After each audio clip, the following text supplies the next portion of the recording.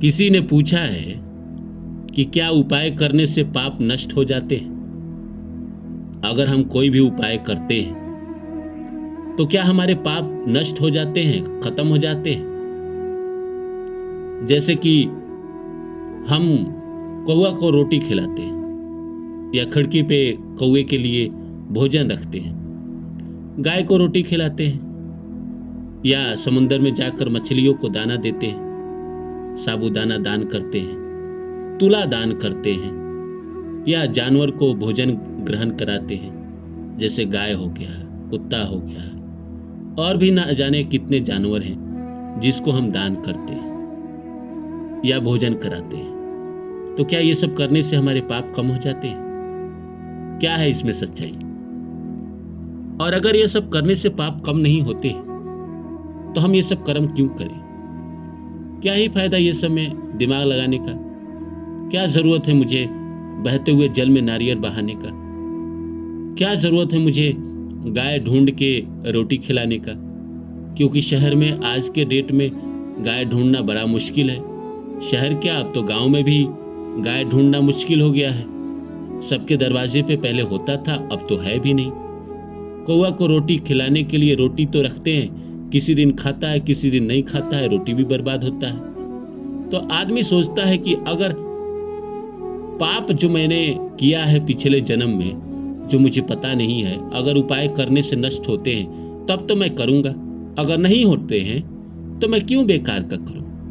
क्यों जाऊं मैं शनि मंदिर? क्यों जाके मैं दिया जलाऊं? क्यों जाऊं मैं शनि मंदिर और जाकर तेल चढ़ाऊं या पीपल के नीचे दिया जलाऊं? कोई भी कर्म ऐसा क्यों करूं जिसका कोई फायदा ना हो? तो दोस्तों, हम जो उपाय करते हैं उससे हमारे पाप नष्ट तो नहीं होते हैं, लेकिन कम जरूर हो जाते हैं। अगर आपने कौवा को रोटी खिलाया या भोजन दिया, कहा जाता है कि कौवा जो है वो शनि की सवारी है। तो कौवा को जो रोटी खिलाता है, भोजन देता है, उसके शनि बली हो जाते हैं, मतलब कर्म बली हो जाता है। जो आदमी रोज कौवा को रोटी खिला सकता है, और कौवा तो एक टाइम पे ही खाएगा, तो उस आदमी के जीवन में डिसिप्लिन आ गया, प्लस झुकने की कला आ गई। आप कौवा के आगे झुक रहे हैं। कोई भी जानवर को अगर आप भोजन ग्रहण कराते हैं तो ये महापुण्य है। आप ये छोड़ दीजिए कि आपके पाप कटे या ना कटे। आपने पाप काटे या ना काटे, जिंदगी में बहुत बड़ा पुण्य जमा कर लिया। और ये पुण्य ही तो है जो आपके बुरे समय में आपके जीवन में मसीहा बनकर आपकी मदद करने आ जाते हैं। समझेंगे इस वीडियो में पूरे डिटेल्स के साथ। तो नमस्कार दोस्तों, मेरा नाम है रानू बाबू, और जैसा कि आप सभी जानते हैं कि मैं आपके लिए कहानी, कविता और मोटिवेशनल वीडियो लेकर आया हूँ। इसी श्रृंखला में आज लेकर आया हूँ, उपाय करने से पाप नष्ट होता है क्या? अगर नहीं होता है तो हम क्यों करें उपाय? तो आइए सब्जेक्ट को शुरू करते हैं। शुरू करूँ इससे पहले आप सभी से रिक्वेस्ट है, please like my video and subscribe my channel. दोस्तों, हर कोई जीवन में थोड़ा सा उपाय जानता है। ये भारत देश है, विभिन्नताओं का देश है। यहाँ भगवान को मानने वाले भी हैं और भगवान को नहीं मानने वाले भी हैं। यहाँ कर्मवादी भी लोग हैं और नीतिवादी भी लोग हैं। कर्मवादी वो हैं जो कर्म को मानते हैं, और नीतिवादी वो हैं जो नीति, भाग्य, नसीब, पूजा पाठ, भगवान की भक्ति, संसार छोड़ना, ये सब मानते हैं। तो इस दुनिया में भारत एक देश है जहां पे ये माना जाता है कि उपाय करने से, अगर आप कोई उपाय करते हैं तो आपका पुण्य बढ़ जाता है, पाप घट जाता है। अब इसमें आज के जमाने के जो लोग हैं, जो जैन जी जो है, वो ये नहीं मानता है। वो कहता है कि नहीं, ये सब फालतू बात है, उपाय करने से क्या होता है? कुछ नहीं होता है। मैं रोटी गाय को क्यों खिलाऊं? मैं कौवा को रोटी क्यों खिलाऊं? क्या लेना देना मुझे कौवा से? क्या लेना देना मुझे गाय से? कहां ढूंढूं मैं गाय को? कौवा भी आता नहीं है। या मैं पानी में जाके नारियल बहाऊं तो उससे क्या होगा? पर घर के बड़े बुजुर्ग कहते हैं तो इंसान कर भी देता है। लेकिन बात दरअसल यह है कि कौवा को रोटी खिलाना गलत है या सही है? आप लोग मुझे कमेंट में बताइए।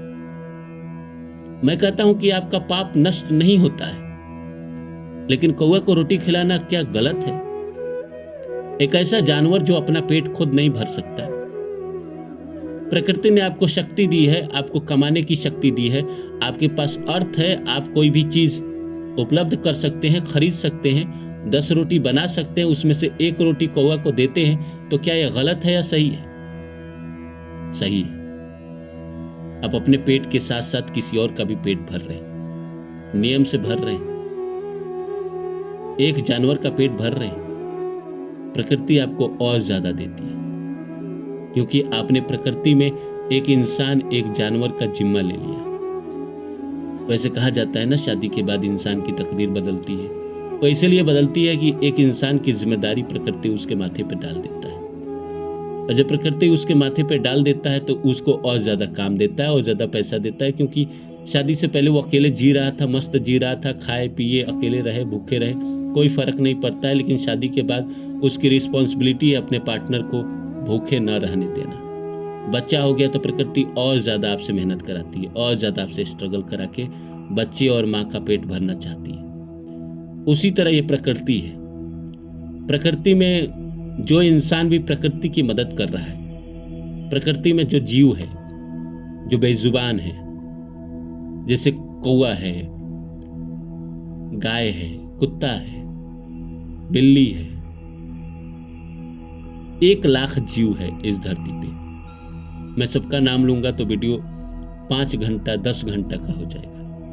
अगर किसी भी जीव की आप कोई भी मदद कर पा रहे हैं, अपने कमाई से, अपने मेहनत से कमाए गए पैसे के अन्न खरीद कर उसको खिला रहे हैं, तो आप प्रकृति का ही काम कर रहे हैं। फिर आप जो प्रकृति से मांगते हैं आपको मिल जाता है।